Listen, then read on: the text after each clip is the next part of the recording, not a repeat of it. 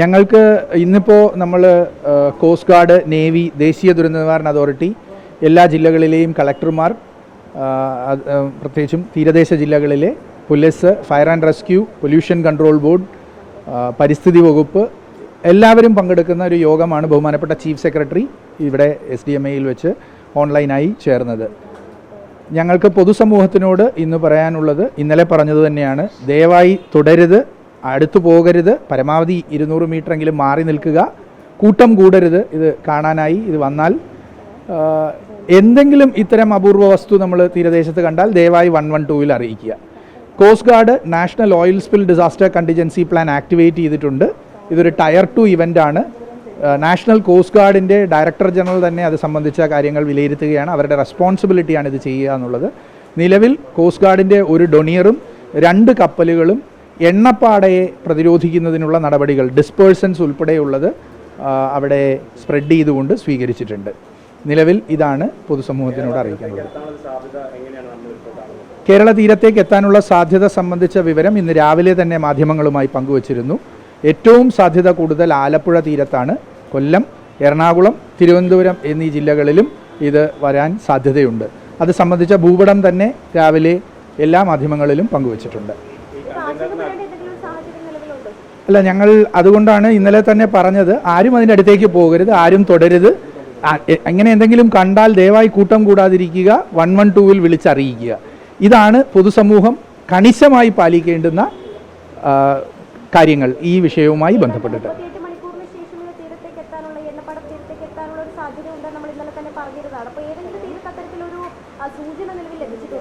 ഇല്ല, ഇന്ന് ഉച്ചയ്ക്ക് ശേഷമേ നമ്മൾ ഇന്നലെ മറിഞ്ഞ കണ്ടെയ്നറുകൾ കണ്ടു തുടങ്ങുകയുള്ളൂ. ഇന്ന് കപ്പൽ കുറച്ചും കൂടി അടുത്താണല്ലോ. നിങ്ങളൊക്കെ ക്യാമറയിൽ തന്നെ അത് കണ്ടല്ലോ. 14 നോട്ടിക്കൽ മൈൽ ഉള്ളിലേക്കാണ്, ഏതാണ്ട് 30 കിലോമീറ്റർ ഉള്ളിലാണ് ഇപ്പോൾ അതുള്ളത്. തോട്ടപ്പള്ളി തീരത്ത് നിന്ന് നമ്മൾക്കത് ഏകദേശം കാണാം. അപ്പോൾ അതുമായി ബന്ധപ്പെട്ടിട്ടുള്ള കണ്ടെയ്നറുകൾ, എണ്ണപ്പാട എന്നിവ കോസ്റ്റ് ഗാർഡ് നിരീക്ഷിക്കുന്നുണ്ട്. അവരുടെ ചുമതലയാണ്, അവരത് ചെയ്യുന്നുണ്ട്. സംസ്ഥാന തലത്തിൽ പൊല്യൂഷൻ കൺട്രോൾ ബോർഡ് അതിന് നേതൃത്വം നൽകുന്നുണ്ട്. അവരും തയ്യാറാണ്.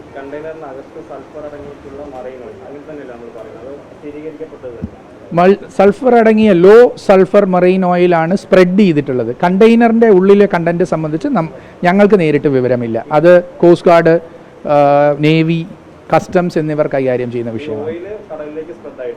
ഉണ്ട്, നിലവിൽ അത് സ്പ്രെഡായിട്ടുണ്ട്. ആ സ്പ്രെഡായിട്ടുള്ളത് വലിയ അളവിലല്ല. ആ സ്പ്രെഡായിട്ടുള്ളതിനെ കണ്ടെയ്ൻ ചെയ്യാൻ വേണ്ടുന്ന നടപടി കോസ്റ്റ് ഗാർഡ് സ്വീകരിച്ചിട്ടുണ്ട്.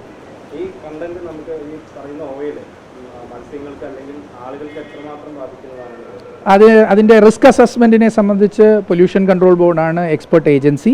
അവർ ആ കാര്യങ്ങൾ വിലയിരുത്താനുള്ള നിർദ്ദേശം ഇന്ന് ബഹുമാനപ്പെട്ട ചീഫ് സെക്രട്ടറി നൽകിയിട്ടുണ്ട്.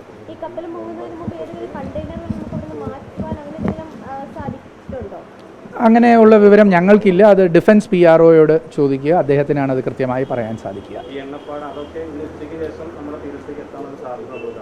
ഇന്ന് ഉച്ചയ്ക്ക് ശേഷം ഇന്നലെ മറിഞ്ഞ കണ്ടെയ്നറുകൾ വന്നെത്താനുള്ള സാധ്യത നമ്മൾ കാണുന്നുണ്ട്. എണ്ണയെ കണ്ടെയ്ൻ ചെയ്യാൻ വേണ്ടുന്ന ലോങ് ഓയിൽ ബൂമുകൾ ഇപ്പോൾ തന്നെ കോസ്റ്റ് ഗാർഡ് അവിടെ വിനിയോഗിച്ചിട്ടുണ്ട്.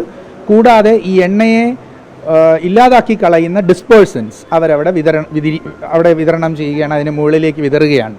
അത് അവരുടെ ഡൊണിയർ എയർക്രാഫ്റ്റുകൾ അവിടെ അത് ചെയ്യുന്നുണ്ട് എന്ന് അവരിപ്പോൾ അറിയിച്ചിട്ടുണ്ട്. മത്സ്യത്തൊഴിലാളികൾക്ക് ഇപ്പോൾ ബാനാണല്ലോ, അല്ലെങ്കിൽ തന്നെ മഴയുമായി ബന്ധപ്പെട്ടിട്ടുള്ള ബാനാണ്. ഞങ്ങളുടെ ഉപദേശം ഈ കപ്പൽ മുങ്ങിയ സ്ഥലത്ത് നിന്ന് 20 നോട്ടിക്കൽ മൈൽ ചുറ്റളവിൽ മത്സ്യബന്ധനം നടത്തരുത് എന്നാണ്. ആ നിർദ്ദേശം ഇന്ന് ബഹുമാനപ്പെട്ട ചീഫ് സെക്രട്ടറി എല്ലാ തീരദേശ ജില്ലകൾക്കും നൽകിയിട്ടുണ്ട്.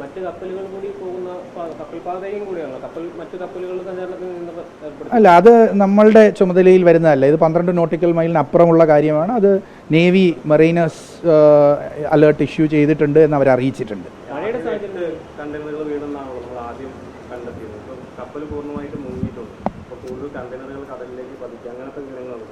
അതെ, കൂടുതൽ കണ്ടെയ്നറുകൾ വീണിട്ടുണ്ട്. അതിൻ്റെ കൃത്യം നമ്പറുകൾ സംബന്ധിച്ച് ഇനിയും കൺഫർമേഷൻ വരേണ്ടതുണ്ട്. പക്ഷേ കൂടുതൽ കണ്ടെയ്നറുകൾ ഇപ്പോൾ ഒഴുകുന്നുണ്ട്.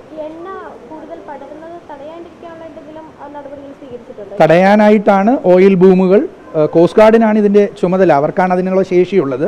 അവർക്ക് 2 കപ്പലുകൾ ഇതിനു വേണ്ടി തന്നെ നമ്മളുടെ വെസ്റ്റേൺ കോസ്റ്റിലുണ്ട്. അവ ഇപ്പോൾ അവിടെ ഉപയോഗിക്കപ്പെടുന്നുണ്ട്. ബഹുമാനപ്പെട്ട ചീഫ് സെക്രട്ടറി കോസ്റ്റ് ഗാർഡിൻ്റെ ഡയറക്ടർ ജനറലിന് തന്നെ കത്തെഴുതിയിട്ടുണ്ട്.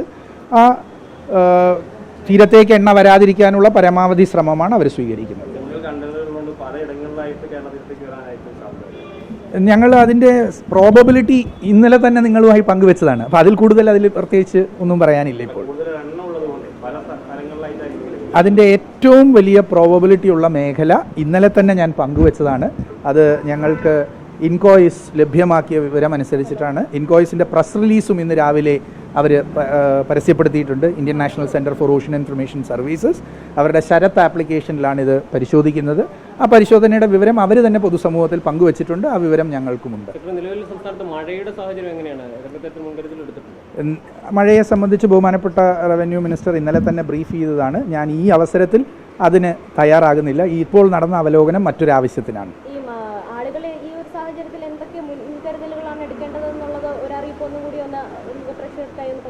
എല്ലാവർക്കും നിങ്ങൾ തന്നെയാണ് അറിയിപ്പ് കൊടുക്കേണ്ടത്. ഞാൻ രാവിലെയും നിങ്ങളോട് എല്ലാവരോടും അഭ്യർത്ഥിച്ചതാണ്.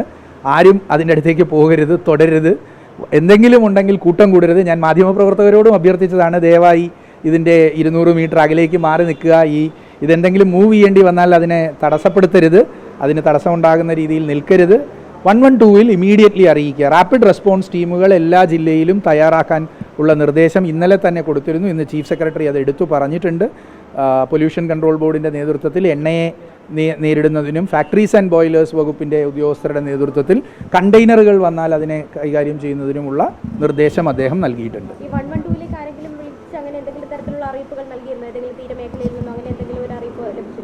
ഇതുവരെയും SDMAയിലേക്ക് വന്നിട്ടില്ല. 112 ലാൻഡ് ചെയ്യുന്നത് പോലീസിലാണ്. അവിടെ ദുരന്തവുമായി ബന്ധപ്പെട്ടിട്ടുള്ള വിഷയങ്ങളാണ് സംസ്ഥാന ദുരന്ത നിവാരണ അതോറിറ്റിയിലേക്ക് വരിക. ഇതിൽ പോലീസിൻ്റെ ഇടപെടലാണ് അതിൻ്റെ നിയന്ത്രണത്തിന് ആവശ്യം എന്നുള്ളത് കൊണ്ടാണ് 112-ൽ വിളിക്കണം എന്ന് പറഞ്ഞത്. ദുരന്തവുമായി ബന്ധപ്പെട്ടത് ഞങ്ങൾ എപ്പോഴും പ്രസിദ്ധീകരിക്കാറുണ്ട്. 1070 സംസ്ഥാന ദുരന്ത നിവാരണ അതോറിറ്റിയെ നേരിട്ട് വിളിക്കുന്ന നമ്പർ. അത് ഞങ്ങൾ പ്രകൃതി ദുരന്തങ്ങളുടെ കാര്യങ്ങളിലാണ് വിനിയോഗിക്കുക. ഇതിൽ ഒരു റെസ്ട്രിക്ഷൻ ആവശ്യമുണ്ട് പൊതുസമൂഹത്തിന്. അതുകൊണ്ടാണ് ഇത് കണ്ടു കഴിഞ്ഞാൽ ദയവായി പോലീസിനെ തന്നെ അറിയിക്കണം എന്ന നിർദ്ദേശം മുന്നോട്ട് വെച്ചത്. മത്സ്യത്തൊഴിലാളികൾക്ക് ഇതുമായി ബന്ധപ്പെട്ട് പ്രത്യേക എന്തെങ്കിലും അറിയിപ്പുകളോ മറ്റോ നൽകിയിരുന്നോ? കാരണം അവരാണല്ലോ കടലുമായി ഏറ്റവും അടുത്ത് നിൽക്കുകയും കടലിലേക്ക് പോവുകയും ഒക്കെ ചെയ്യുന്നത്. അപ്പോൾ അവർ അങ്ങനെ എന്തെങ്കിലും അറിയിപ്പ് മത്സ്യത്തൊഴിലാളികൾക്ക് നൽകിയിരുന്നോ? ഇന്നലെ തന്നെ ഫിഷറീസ് കൺട്രോൾ റൂമുകളിലെല്ലാം അറിയിച്ചിട്ടുണ്ട്. എല്ലാ ജില്ലയിലും ഫിഷറീസിൻ്റെ കൺട്രോൾ റൂമുകളും ഫിഷറീസ് സ്റ്റേഷനുകളും ഉണ്ട്. അവിടെ അറിയിപ്പുകൾ നൽകിയിട്ടുണ്ട് മത്സ്യത്തൊഴിലാളികളെ ഇത് അറിയിക്കാൻ. ഇപ്പോൾ നമ്മൾ പറഞ്ഞിട്ടുണ്ട് അത് മുങ്ങിയെന്ന് ഇന്ന് രാവിലെയാണല്ലോ. അപ്പോൾ നമ്മൾക്കത് കൺഫർമേഷൻ കിട്ടിയപ്പോഴാണ് ഇതിൻ്റെ 20 നോട്ടിക്കൽ മൈലിൻ്റെ ചുറ്റുവട്ടത്തേക്ക് ആരും ഇനി മത്സ്യബന്ധനത്തിന് പോകരുത് എന്ന നിർദ്ദേശം നമ്മൾ മുന്നോട്ട് വെച്ചിട്ടുള്ളത്. അത് ബഹുമാനപ്പെട്ട ചീഫ് സെക്രട്ടറി മുന്നോട്ട് വെച്ചിട്ടുള്ള നിർദ്ദേശമാണ്. അത് സംബന്ധിച്ച അറിയിപ്പുകൾ ഇപ്പോൾ എല്ലാ ജില്ലകളിൽ നിന്നും തീരദേശ ജില്ലകളിൽ നിന്നും അതാത് മത്സ്യത്തൊഴിലാളികൾക്ക് ലഭിക്കും. Thank you.